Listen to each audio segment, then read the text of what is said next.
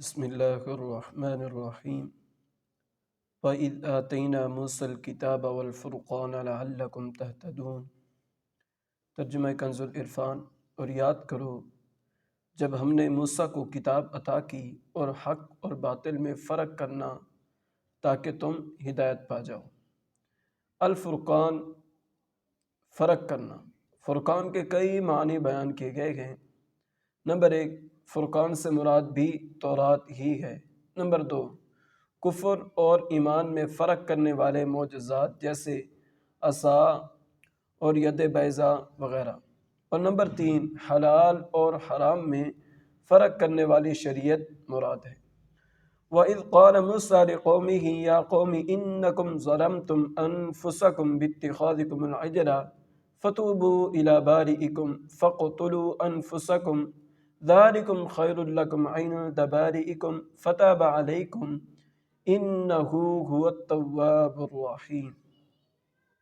ترجمہ کنز العرفان ہے، اور یاد کرو جب موسیٰ نے اپنی قوم سے کہا، اے میری قوم، تم نے بچھڑے کو معبود بنا کر اپنی جانوں پر ظلم کیا، لہٰذا اپنے پیدا کرنے والے کی بارگاہ میں توبہ کرو کہ تم اپنے لوگوں کو قتل کرو، یہ تمہارے پیدا کرنے والے کے نزدیک تمہارے لیے بہتر ہے، تو اس نے تمہاری توبہ قبول کی، بے شک وہی بہت توبہ قبول کرنے والا مہربان ہے۔ فَاقْتُلُوا أَنفُسَكُمْ، کہ تم اپنے لوگوں کو قتل کرو۔ بنی اسرائیل کو بچڑا پوجنے کی گناہ سے یوں معافی ملی کہ حضرت موسیٰ علیہ السلام نے قوم سے فرمایا، تمہاری توبہ کی صورت یہ ہے کہ جنہوں نے بچڑے کی پوجا نہیں کی وہ پوجا کرنے والوں کو قتل کرے، اور مجرم راضی خوشی سکون کے ساتھ قتل ہو جائے۔ وہ لوگ اس پر راضی ہو گئے، اور صبح سے شام تک 70,000 قتل ہو گئے۔ تب حضرت موسیٰ اور حضرت ہارون علیہ السلام نے گڑ گڑاتے ہوئے بارگاہ حق میں ان کی معافی کی التجا کی۔ اس پر وحی آئی کہ جو قتل ہو چکے ہیں وہ شہید ہوئے اور باقی بخش دیے گئے۔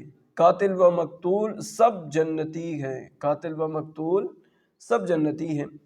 مرتد کی سزا قتل کیوں ہے؟ کہ بنی اسرائیلیوں نے بچڑے کو معبود بنایا، پھر اللہ رب العزت نے انہیں ایک دوسرے کو قتل کرنے کا حکم ارشاد فرمایا۔ اس آیت سے معلوم ہوا کہ شرک کرنے سے مسلمان مرتد ہو جاتا ہے، اور مرتد کی سزا قتل ہے، کیونکہ یہ اللہ تعالیٰ سے بغاوت کر رہا گئے، اور جو اللہ تعالیٰ کا باغی ہو اسے قتل کر دینا ہی حکمت اور مصلحت کے عین مطابق ہے۔ دنیا کے تقریباً تمام ممالک میں یہ قانون نافذ ہے کہ جو اس ملک کے بادشاہ سے بغاوت کرے اسے قتل کر دیا جائے۔ اس قانون کو انسانیت کے تمام علمدار تسلیم کرتے ہیں اور اس کے خلاف کسی طرح کی کوئی آواز بلند نہیں کرتے۔ جب دنیاوی بادشاہ کے باغی کو قتل کر دینا انسانیت پر ظلم نہیں، تو جو سب بادشاہوں کے بادشاہ اللہ تعالیٰ کا باغی ہو جائے اسے قتل کر دیا جائے، اسے کیا کر دیا جائے؟ قتل کر دیا جائے۔ کس طرح ظلم ہو سکتا ہے؟ بنی اسرائیل پر اللہ تعالیٰ کا فضل، بچڑا بنا کر پوجنے میں بنی اسرائیل کے کئی جرم تھے۔ نمبر 1، مجسمہ سازی جو حرام ہے۔ نمبر 2، حضرت ہارون علیہ السلام کی نافرمانی۔ اور نمبر 3، بچڑے کی پوجا کر کے مشرک ہو جانا۔ یہ ظلم آل فرعون کے مظالم سے بھی زیادہ شدید ہے، کیونکہ یہ افعال ان سے بعد ایمان زدہ ہوئے، اس وجہ سے وہ مستحق تو اس کے تھے کہ عذاب الہی انہیں مہلت نہ دے اور فی الفور ہلاک کر کے کفر پر ان کا خاتمہ کر دے، لیکن حضرت موسیٰ اور حضرت ہارون علیہ السلام کے طفیل انہیں توبہ کا موقع دیا گیا۔ یہ اللہ تعالیٰ کا بڑا فضل ہے، اور یہ قتل ان کے لیے کفارہ تھا۔ اور یہ قتل جو لوگ ہوئے، جن کو قتل کیا گیا، جنہوں نے بچڑے کی پوجا کی، بچڑے کو خدا کہتے رہے، اس کی عبادت کرتے رہے، جب ان کو قتل کیا گیا تو یہ ان کا جو قتل ہونا تھا یہ کفارہ تھا ان کے گناہ کا۔ اور اللہ رب العزت نے فرمایا کہ جو قتل ہو گئے وہ شہید ہو گئے، وہ شہید ہیں، اور جنہوں نے انہیں قتل کیا گئے وہ گناہ گار نہیں ہوں گے۔